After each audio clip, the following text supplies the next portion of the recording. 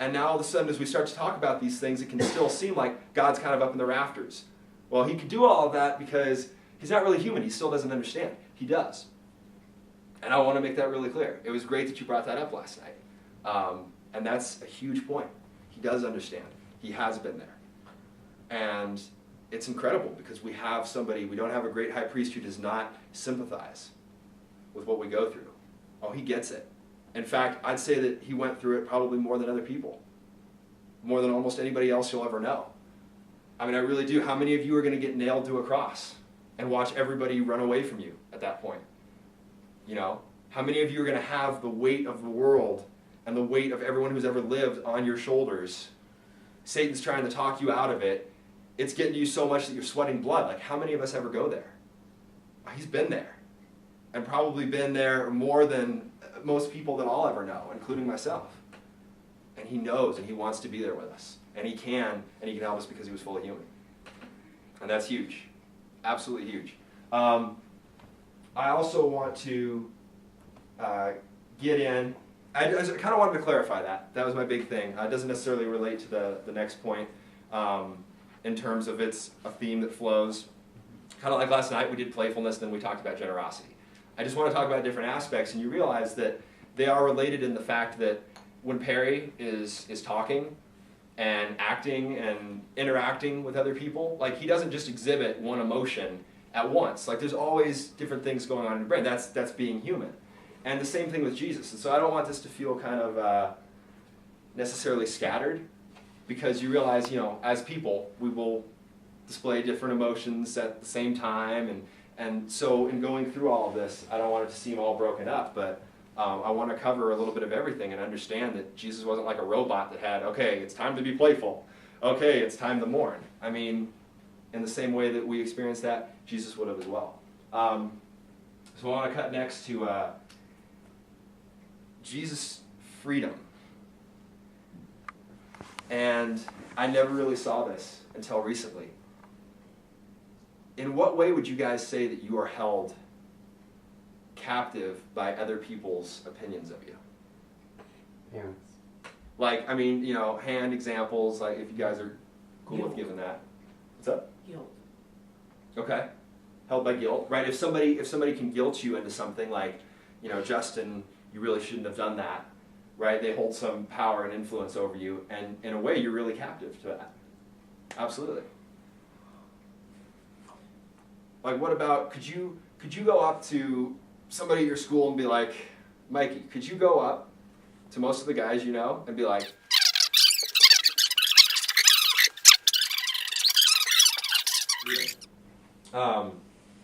and one of my favorite examples is when Jesus gives a Sermon on the Mount. We talked about that a little bit last night. And he gets done. And this is really his big mass public ministry kicking off. And you think of, let's say the first time that you go up, let's say you guys are going to be involved in whatever you're going to be involved in, whether it's music, you know, your first concert at a sold-out stadium, right? Or your first football game, your quarterback, you're starting in the NFL, first game, right? That's make or break, right? That's crucial. There's so much riding on that game. And Jesus gets up for the Sermon on the Mount, big first sermon, really debuting in front of people for the first time. And we talked a little bit last night about what he says, which right away is leaving people going, oh, and huh? You know, crazy. Which is generally, he knew how to play it, but he definitely didn't play it safe. We saw that. Like, he knew how to work everybody, but he didn't play it safe. But then he's coming down from the spot where he's preaching, and a leper runs up. A leopard or a leopard? Leper. Not a leopard. Not the animal. A leper. It's a man with leprosy. Runs up to him. Now understand that with leprosy, you had to call out that you were unclean. You couldn't go within a close proximity of other people. And if somebody touched you, they were considered unclean. And they were also outcast from society. I mean, and I think a modern day thing, I don't know how much there is, but AIDS patients, right? If you know somebody has AIDS, there are a lot of places in this world, in the United States, where they'll just give you kind of a wide berth, and they start thinking all these, you know, things about, man, that, you know, that's the closest, I think, that we have today to that. This guy comes walking up to Jesus and says, and wants healing. And we see that in a lot of other accounts, all Jesus has to do is say, you're healed. Doesn't have to touch him, nothing, right? He can, do it from here, and he can go heal some, North Carolina. It doesn't matter. The distance doesn't matter to God. God can say it, and it's done. But think of Jesus, who's not thinking, if I touch this guy, the rumors that are going to go around are going to be crazy. If I touch this guy, I'm going to be outcast from society. No doubt that went through his mind, but again, his priorities were different. And he's loving this guy, thinking, how long has it been since anybody even laid a hand on this guy? Can you imagine if nobody touched you for years on end, and everybody just shunned you? But does God do that to us? No. Not at all. Jesus doesn't have to touch this guy. And he walks right up to him in front of everybody, touches him, and heals him. This is the equivalent, right, of your pastor giving his biggest sermon of the year, going outside, lighting up a cigarette, putting a bottle of brandy in his hand, and smoking and drinking as people walk out the door. Right? Can you imagine the reaction that would cause? It's the, again, I'm using a, symbolic story. But that's the equivalent reaction that they would have had. You don't touch people with leprosy. You just don't do it. You don't do it anytime. You definitely don't do it after your first sermon. You don't do it. And he does it. And it wasn't, somebody put it a really good way for me. It wasn't that Jesus didn't care about anything.